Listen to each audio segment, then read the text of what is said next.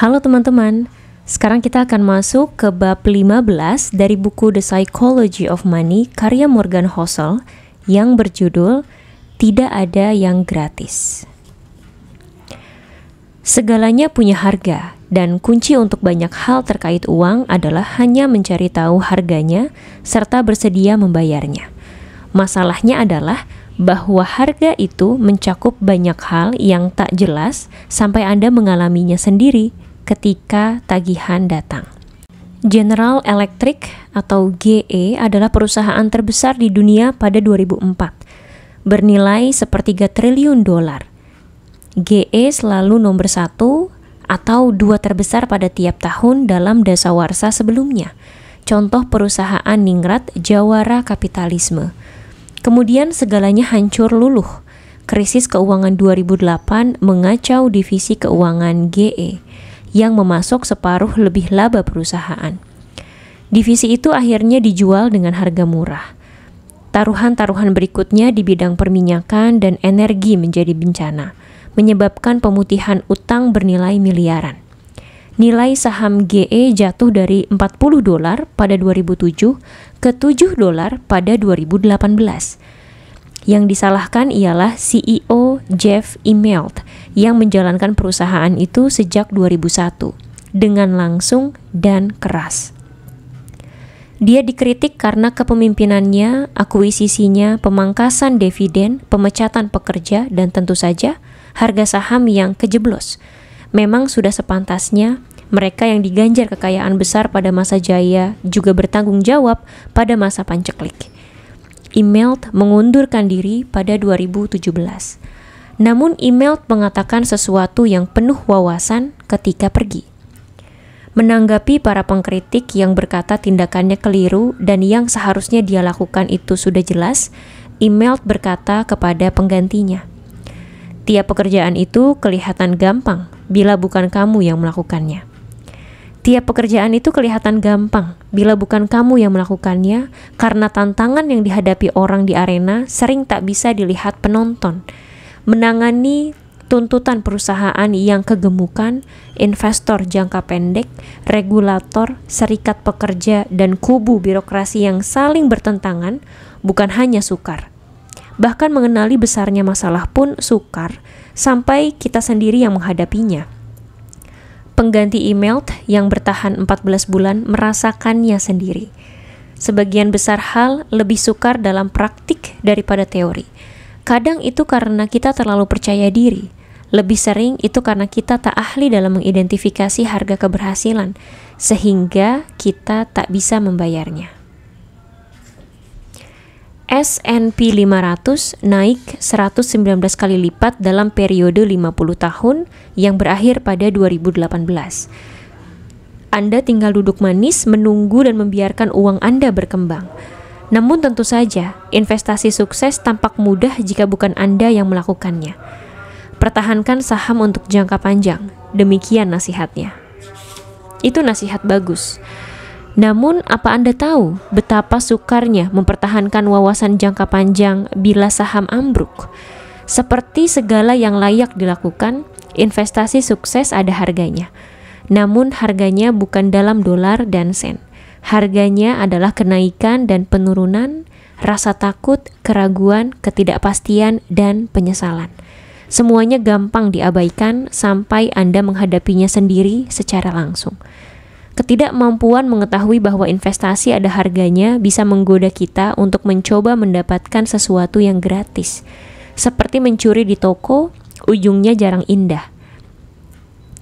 Anggaplah Anda ingin membeli mobil baru. Harganya $30.000. Anda punya 3 pilihan. 1. Bayar harga $30.000 untuk mendapatkannya. 2. Cari mobil bekas yang lebih murah. Atau 3. Curi mobil itu.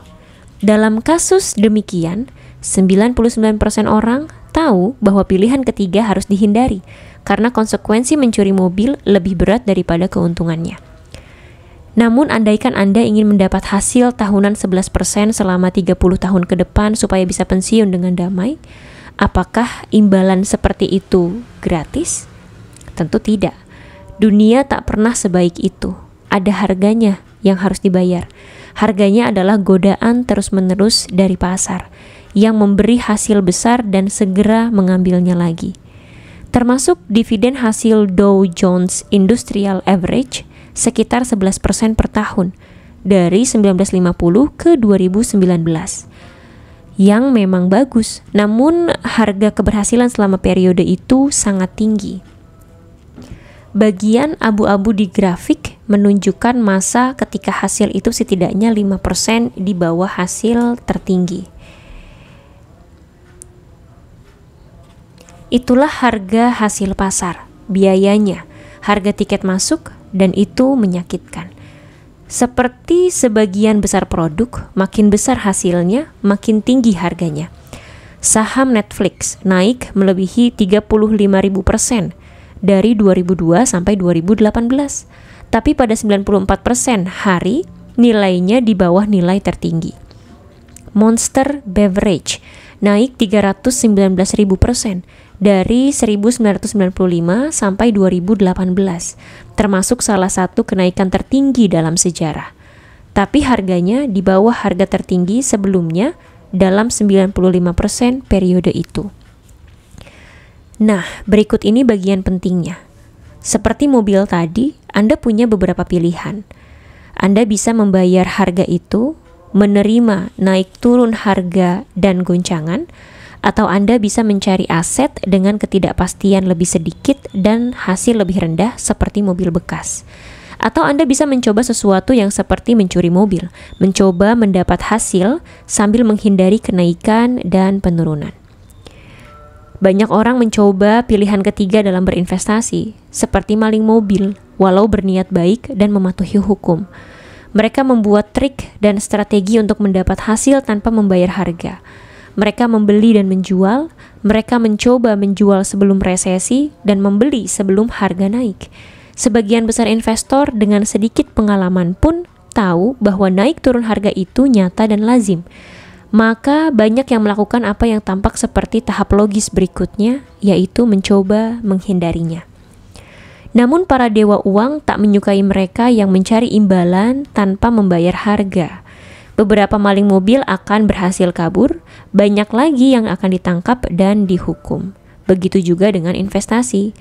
Morningstar pernah meneliti performa reksadana mutual taktis yang strateginya adalah berpindah-pindah antara saham dan reksadana pada waktu yang dianggap tepat, mendapatkan hasil pasar dengan risiko lebih rendah. Mereka menginginkan hasil tanpa membayar harga. Penelitiannya berfokus dari pertengahan 2010 sampai akhir 2011. Ketika bursa saham Amerika Serikat menggila karena takut resesi terjadi dan S&P 500 merosot di atas 20%. Itulah jenis lingkungan yang seharusnya menjadi tempat kerja reksadana taktis, saatnya mereka bersinar. Berdasarkan hitungan Morningstar, pada periode itu ada 112 reksadana mutual taktis. Hanya 9 yang mendapat hasil lebih baik disesuaikan dengan risiko daripada reksadana sederhana 60-40 saham obligasi. Tak sampai seperempat reksadana taktis punya kerugian maksimum lebih kecil daripada indeks reksadana yang didiamkan. Morningstar menulis, dengan sedikit kekecualian, reksadana taktis mendapat hasil lebih kecil, lebih banyak mengalami naik turun, atau kena risiko rugi sama besar dengan reksadana yang didiamkan. Investor individual sering terjebak itu juga ketika membuat investasi pribadi. Rata-rata investor reksadana ekuitas mendapat hasil lebih rendah dari investasinya sebesar 0,5% per tahun. Menurut Morningstar, karena membeli dan menjual ketika mereka seharusnya membeli lalu memegang. Ironisnya, ketika mencoba menghindari harga, investor akhirnya membayar 2 kali. Kembali ke GE, salah satu kelemahannya terjadi sejak era CEO Jack Welch. Welch jadi terkenal karena memastikan pendapatan per kuartal melebihi perkiraan Wall Street. Dia jagonya. Jika para analis Wall Street memperkirakan $0,25 per saham, Jack bakal membuat harga saham GE jadi 0,26. Tak peduli seperti apapun kondisi bisnis atau ekonomi. Dia melakukan itu dengan otak-atik angka. Itu penyebutan yang cukup baik. Seringkali menarik hasil kuartal mendatang ke kuartal sekarang agar angka-angka sesuai yang diinginkan. Forbes melaporkan satu di antara lusinan contoh. General Electric selama 2 tahun berturut-turut menjual lokomotif ke mitra finansial yang tak disebut namanya, bukannya pengguna akhir dalam transaksi, sehingga sebagian besar risiko kepemilikannya masih di GE. Welch tak pernah menyangkal permainan itu. Dia menulis di bukunya Straight from the Gut, tanggapan para pemimpin bisnis kita terhadap krisis adalah khas GE. Walau sudah tutup buku untuk kuartal tertentu, banyak yang langsung menawarkan untuk menutup kesenjangan atau omset. Beberapa bilang bisa mencari tambahan 10 juta dolar, 20 juta dolar, bahkan 30 juta dolar dari bisnisnya untuk mengganti yang tak ada. Hasilnya adalah bahwa di bawah kepemimpinan Welch, para pemegang saham tak harus membayar harga. Mereka mendapat konsistensi dan prediktabilitas, saham yang naik terus harganya tiap tahun tanpa kejutan ketidakpastian. Kemudian tagihan datang sebagaimana mestinya. Para pemegang saham GE menderita rugi besar selama 10 tahun yang sebelumnya ditutup manuver akuntansi. Keuntungan era Welch berubah menjadi kerugian sekarang. Contoh paling anehnya berasal dari dua raksasa KPR yang tumbang, Freddie Mac dan Fannie Mae, yang pada awal 20 ribuan kepergok melaporkan terlalu kecil omset sampai miliaran dolar, dengan niat membagi rata keuntungan ke masa depan untuk memberi ilusi kemulusan dan prediktabilitas kepada investor. Ilusi tak harus membayar harga.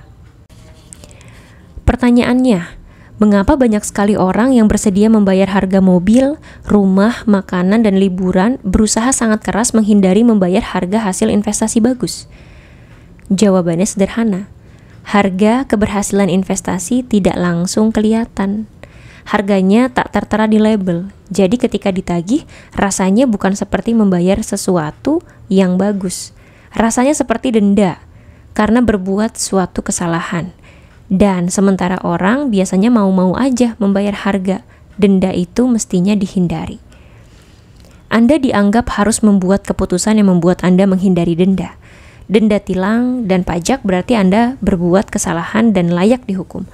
Tanggapan alami siapapun yang melihat kekayaannya menurun dan menganggap penurunan itu sebagai denda adalah menghindari denda masa depan. Kedengarannya remeh, tapi berpikir mengenai naik turunnya pasar sebagai biaya, bukan denda, adalah bagian penting mengembangkan jenis pola pikir yang memungkinkan Anda bertahan cukup lama sampai mendapat keuntungan investasi. Hanya sedikit investor yang mampu berkata, saya baik-baik saja jika kehilangan 20% saya. Apalagi investor baru yang belum pernah mengalami penurunan 20%. Namun jika Anda memandang naik turunnya nilai kekayaan sebagai denda, keadaannya jadi beda. Tiket Disneyland berharga $100, namun Anda mendapat satu hari luar biasa bersama anak-anak yang takkan Anda lupakan. Tahun lalu, lebih daripada 18 juta orang menganggap biaya tiketnya layak dibayar. Hanya sedikit yang merasa $100 itu hukuman atau denda. Imbalannya jadi jelas kalau Anda tahu Anda membayar biaya. Sama saja dengan investasi, di mana naik turunnya nilai selalu merupakan biaya, bukan denda. Keuntungan dari pasar tidak pernah dan tidak akan gratis. Anda dituntut membayar harga untuknya seperti untuk semua produk lain. Anda tak dipaksa membayar harga itu sebagaimana Anda tak dipaksa pergi ke Disneyland. Anda bisa pergi ke pasar malam setempat dengan harga tiket $10 atau di rumah saja, gratis. Boleh jadi Anda tetap menikmatinya. Namun Anda biasanya mendapat sesuai yang Anda bayar, sama saja dengan pasar. Biaya naik turun atau ketidakpastian harga hasil adalah biaya tiket masuk untuk mendapat hasil yang lebih besar daripada uang kas dan obligasi yang lebih murah. Triknya adalah meyakinkan diri sendiri bahwa biaya pasar layak dibayar. Itu satu-satunya cara untuk menghadapi naik turunnya nilai dan ketidakpastian. bukan hanya menanggungnya, melainkan menyadari bahwa itu biaya yang layak dibayar. Tak ada jaminan bahwa itu layak. Kadang hari hujan ketika Anda di Disneyland. Namun jika Anda memandang biaya masuk sebagai denda, Anda tak akan pernah menikmati keajaibannya. Cari harganya, kemudian bayarkanlah. Bab 15 sudah selesai. Yuk lanjut dengarkan bab 16 yang berjudul Anda dan Saya.